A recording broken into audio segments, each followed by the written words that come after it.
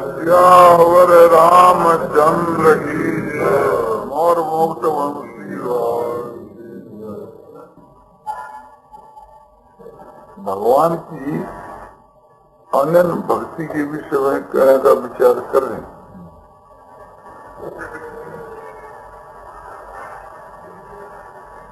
भगवान की प्राप्ति शीघ्र और सुगम अनन्य भक्ति से होती है। भगवान ने साफ कहा है, जातु नन्या शक्य एवं विदोर्जुन ज्ञातुं द्रष्टुं च तत्वेन परवेष्टुं च परन्तपः। भक्त्या तु नन्या शक्य एवं विदोर्जुन ज्ञातुं द्रष्टुं च तत्वेन परवेष्टुं च परन्तपः। हे परन्तप अर्जुन, अनंत भक्ति के द्वारा मैं जिस प्रकार का तुझको दर्शन दिया उस प्रकार का दर्शन देने के लिए बाध्य हूँ।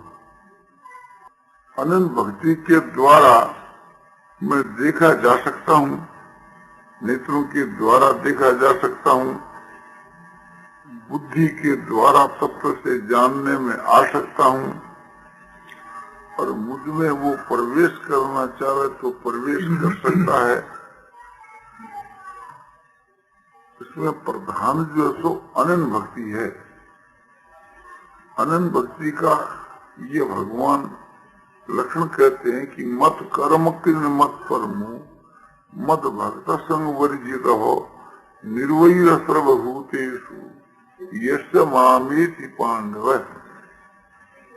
जो आदमी मेरे लिए कर्म करता है, मेरे लिए कैसे कि जैसे एक लोभी आदमी रुपयों के लिए कर्म करता है, उसकी सारी चेष्टा रुपयों के ही उद्देश्य होती है, यानी रुपयों के लिए ही होती है। वो व्यापार करता है तो व्यापार के बीच के क्रिया विक्रिय में, बातचीत में, लेन देन में, सब क्रिया के बीच के उनका उद्देश्य एक ही रहता है कि रुपया कैसे मिले। इसी प्रकार से थी जो आदमी भगवान के लिए सब कुछ करता है, भगवान की आज्ञा के अनुसार और भगवान के लिए जिसकी सारी चेष्टा है, उसके लिए भगवान कहते हैं कि मत कर्म कर, वह मेरे अर्थ कर्म करने वाला है। और मत परम है, जो मेरी शरण है, मेरे ही पर जो निर्भर है, मेरा ही जिसके आश्रय है, वह है सो मत परम है, जो मेरे परायण है। जिससे बच्चा,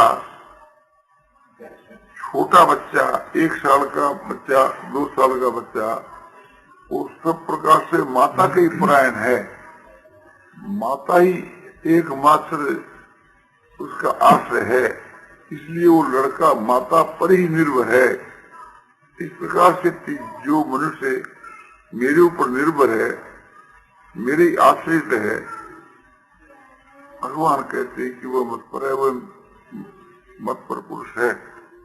और मत भक्त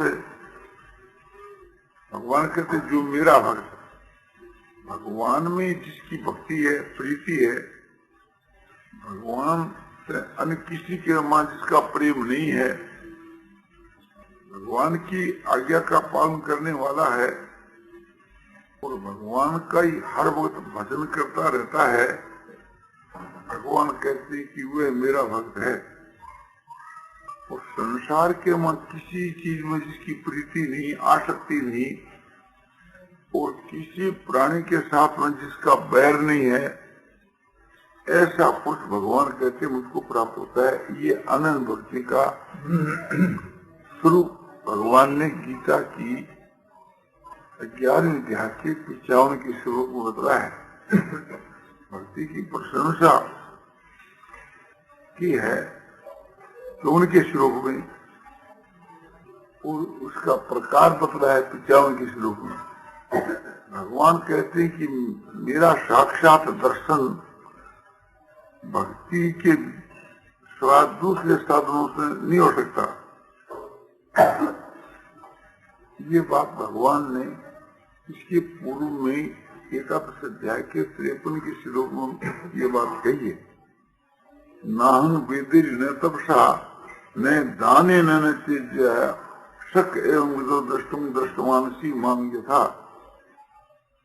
मैं जिस प्रकार से तुझको दर्शन दिया, इस प्रकार का दर्शन वेदों के अभ्यास से नहीं दे सकता और न तपस्या करने से दे सकता हूँ और न यज्ञ से और न दान से ही दे सकता हूँ। तो साक्षात आपके दर्शन होने के लिए क्या उपाय है? तो भगवान ने यही बतलाया कि उपाय एकमात्र अनन्य भक्ति है, जिसकी व्याख्या संक्षेप से मैंने आपको बतला दी। भगवान को अनन्य भक्त विशेष प्यारा होता है। तुलसीकृत रामायण में भी भगवान कहते हैं, समदर्शी मोही कह सब को सेवक प्रिय अनन्य गति सो।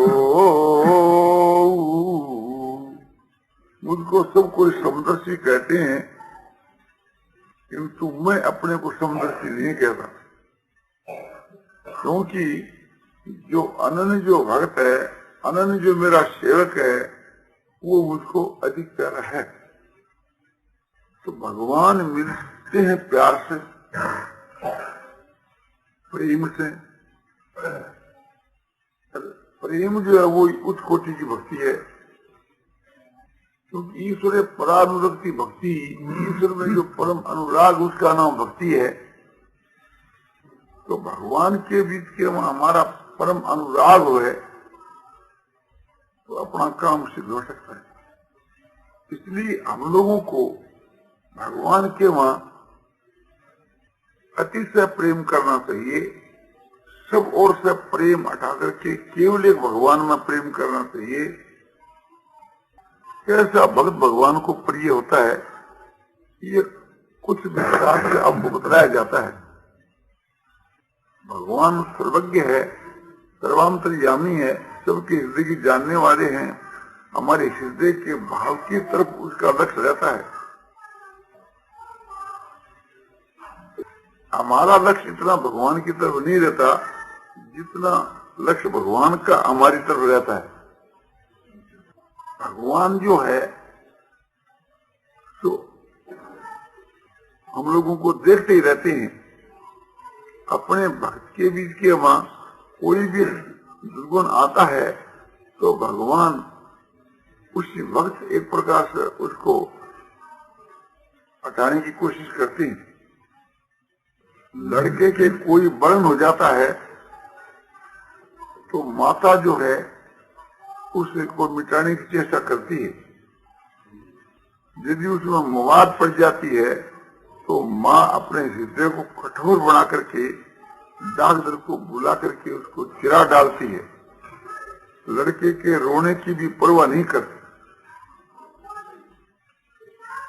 इसी प्रकार से कि भगवान हमारे दुख की तरफ ख्याल नहीं करते। हमारे में कोई भी रोग आ जाता है तो भगवान उसको तुरंत हटाने की चेष्टा करते हैं, जैसे माता अपने छोटे बच्चे की।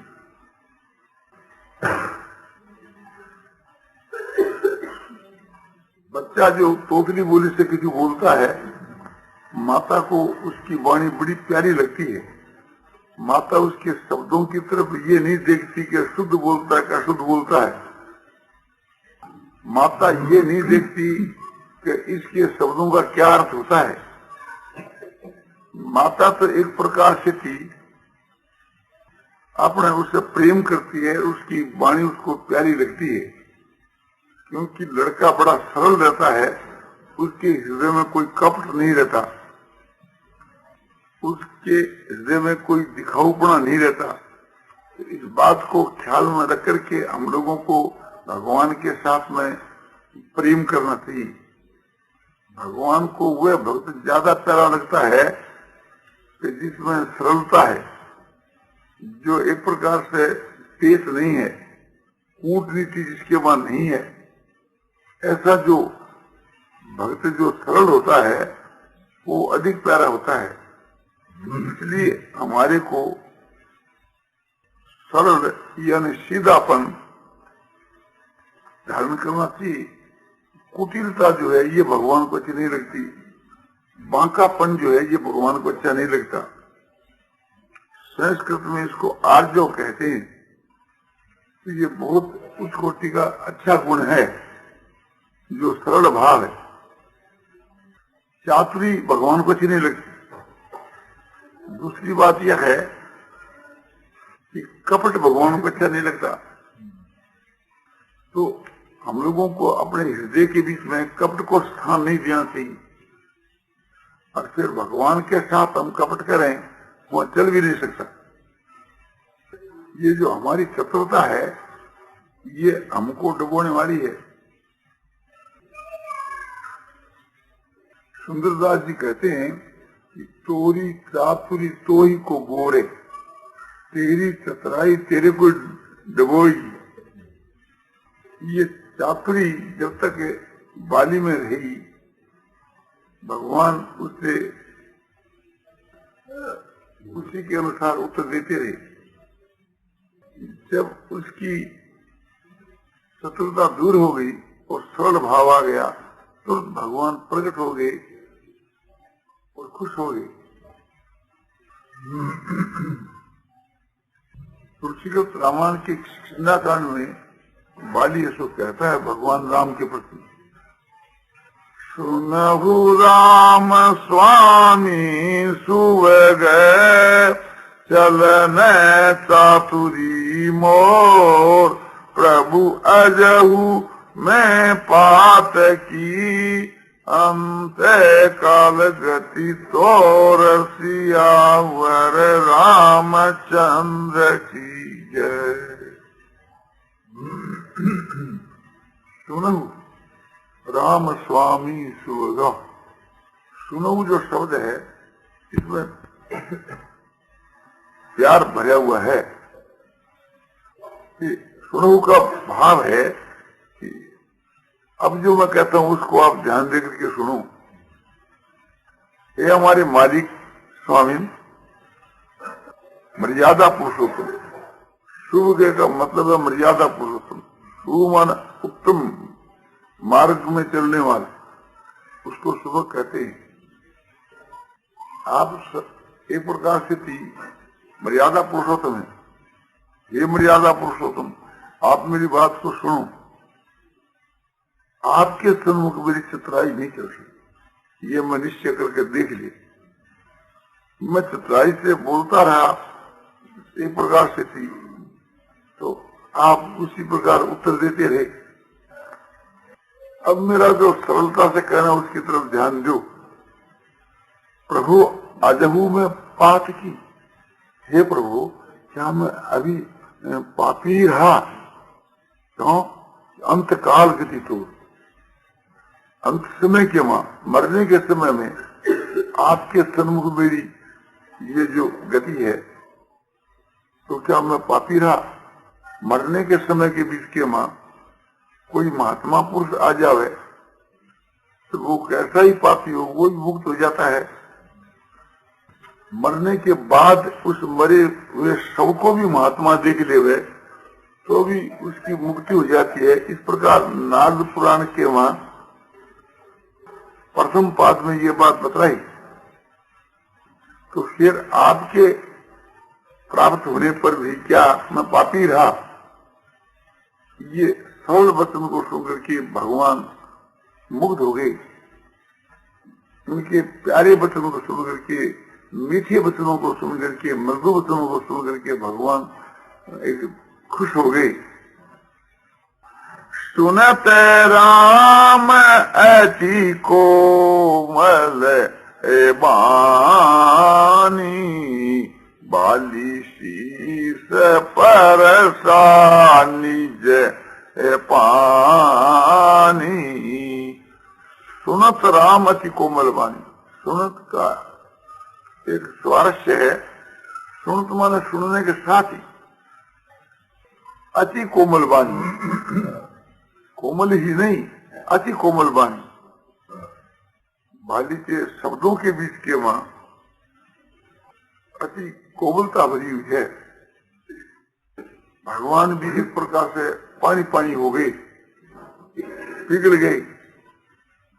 नवनीत की मां पर कोमल हो गए क्योंकि उनकी वाणी कोमल थी। भगवान को कोमल बना दिया, उसके मस्तक के ऊपर अपना हाथ रख दिया। इसलिए भगवान सदा ही कोमल है और सदा ही कठोर है। दुष्टों के लिए कठोर है, भक्तों के लिए कोमल है। जब तक बाली का भाव जो कठोर रहा, भगवान भी उसके लिए कठोर है। जब बाली की वाणी और उसका हृदय एकदम कोमल हो गया, सरल हो गया, भगवान भी उसके लिए वैसे सरल हो गए। बाली के मस्तक को अपना हाथ रख दिया और कहा,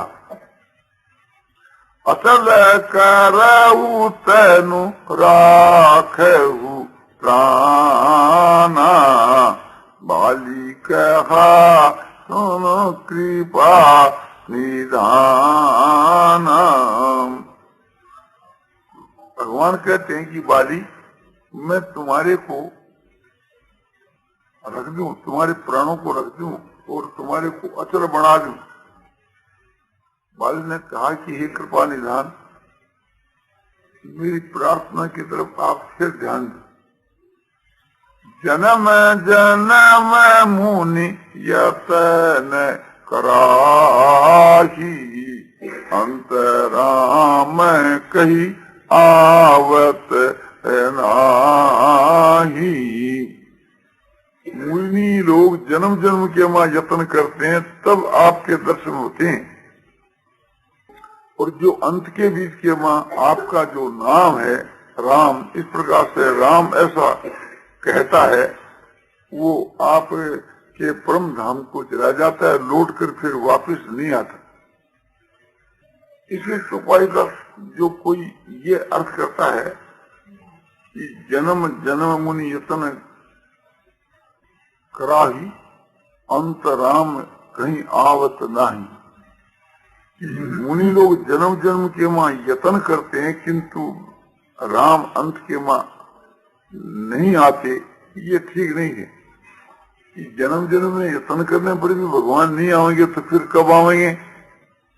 तो इसका ये मतलब है कि जन्म जन्म मुनि यतन कराही और अंत राम कहीं आवत नाही। अंत राम कहीं, कहीं नहीं, अंत राम कहीं।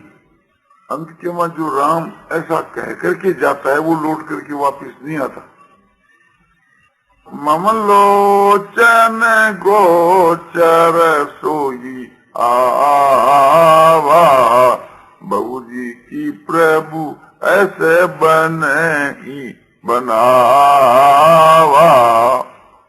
बहुरी की प्रभु ऐसे, बहुरी की ऐसे प्रभु, दोनों प्रकार से थी बात करता है, भाव एक ही है।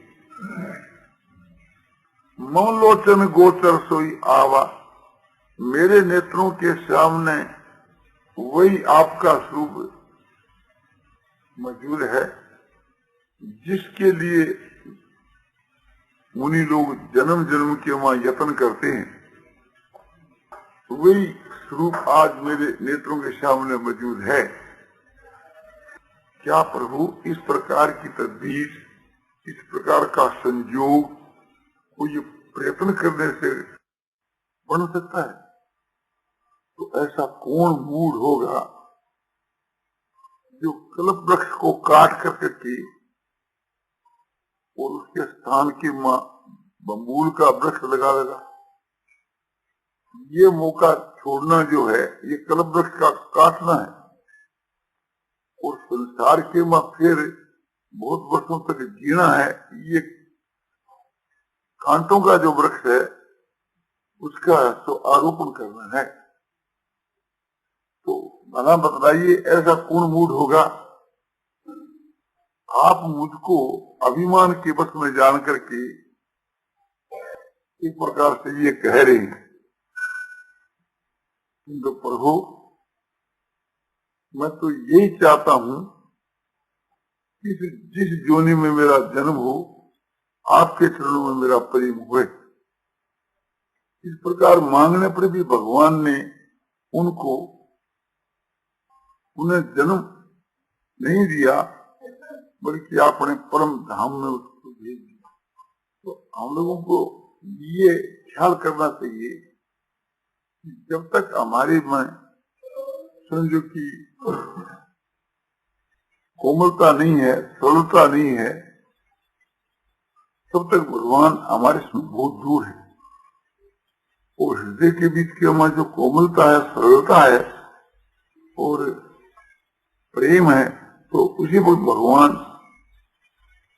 प्रकट हो जाते हैं। हम लोगों को एक तो भगवान के मां अपनता जो है सो करनी चाहिए कि भगवान ही हमारे हैं। भगवान के स्वाद दुनिया में कोई भी हमारा नहीं है, केवल मात्र एक भगवान ही हमारे हैं। ये जो भाव है बहुत उच्च कोटि का भाव। दूसरी बात यह है कि मन के मां सरल भाव रहना चाहिए। सबके साथ में हमको सरल रहना चाहिए, भगवान के साथ में तो रहना ही चाहिए। तीसरी बात यह है कि हमारी वाणी में जैसे कूटनीति है वो तो दोष है, किंतु हमारी वाणी में, हमारे वचनों में जो एक प्रकार से की अशुद्धि है उसको भगवान नहीं देखते। भगवान तो देखते हैं सरलता को और प्रेम को। इसलिए हमारे हृदय के बीच के प्रेम भाव की जागृति होनी चाहिए। भगवान के साथ के हमारा कोई एक संबंध होना चाहिए अपने हृदय में। समझो कि चाहे दास भाव हो, चाहे शक्य भाव हो, कोई भी भाव हो, भगवान हमारे स्वामी हैं, भगवान हमारे सखा हैं, भगवान हमारे पिता हैं। कोई भी भाव हो कि भगवान के साथ में एक प्रकार से अपना संबंध स्थापन करना चाहिए। यद्यपि भगवान के साथ में हमारा नित्य संबंध है, किंतु हम उसको भूले बैठे हैं, इसलिए ये कहा जाता है कि संबंध स्थापन करना चाहिए। भगवान के साथ में हमारा क्या संबंध है कि अंशांशी संबंध है। भगवान अंशी है और हम लोग उसके अंश हैं। स्वयं भगवान गीता में कहते हैं ममई वंशो जीव लोके जीव भूते सनातन। गीता अध्याय 15 श्लोक 7 के पूर्वार्ध में कि ये जीवात्मा इस शरीर के मेरा ही सनातन अंश है, ये इसका भाव है। इस भाव को समझ करके ये समझना चाहिए कि हम भगवान के हैं और भगवान हमारे हैं। फिर ख्याल करना चाहिए कि भगवान को कौन कौन चीज प्रिय है। एक तो हृदय की कोमलता भगवान को प्रिय है। सबके साथ में हमारा कोमल व्यवहार होना चाहिए, कठोर नहीं। एक सरलता भगवान को प्रिय है, एक मृदुता भगवान को प्रिय है, एक निष्कपटता भगवान को प्रिय है, एक श्रद्धा भगवान को प्रिय है और प्रेम भगवान को प्रिय है। एक निष्काम भाव भगवान को प्रिय है। तो ये सब बातें हमारे हृदय के बीच के होने की बहुत ही आवश्यकता है। भगवान के साथ में हम प्रेम करें और भगवान हमारे कुछ देना भी चाहे तब भी हम नहीं दे, ये निष्काम भाव है, जैसे प्रहलाद भक्त का। नरसिंह भगवान जो है प्रहलाद पर खुश होकर के कहते हैं कि प्रहलाद, जो तेरी इच्छा हो तो तू वरदान मांग। प्रहलाद कहता है, प्रभु मैं आपकी भक्ति करूं और उसके बदले में आप मुझको वरदान दें, इसका नाम तो भक्ति नहीं है, ये तो बढ़िया ही है। बढ़िया जो होता है, उसके पास जो लोग जाते हैं सौदा लेने के लिए, ग्राहक रुपया देता है तो वो बदले में सौदा देता है। तो प्रभु मैं बणिक नहीं हूं या न बढ़िया नहीं हूं जो आपसे कुछ मैं मांगू। भगवान कहते हैं ठीक है, मेरे संतोष के लिए तुम्हारे को कुछ मांगना चाहिए। प्रहलाद ने कहा, प्रभु आपको तो सदैव संतोष है और फिर आप बार बार कहते हो मांगना चाहिए। तो मेरी समझ तो मेरे हृदय में कोई मांगने की इच्छा नहीं है, किंतु आप कहते हो तो इससे मालूम होता है कि मेरे भीतर में कोई छिपी मांगने की इच्छा है, नहीं तो आप ऐसा आग्रह क्यों करते हैं? अच्छा मैं मांगता हूं, मैं यही मांगता हूं कि मेरे हृदय के बीच में कोई प्रकार की कामना न रहे। मेरे हृदय के वहां छिपी हुई जो मांगने की इच्छा हो तो उसको आप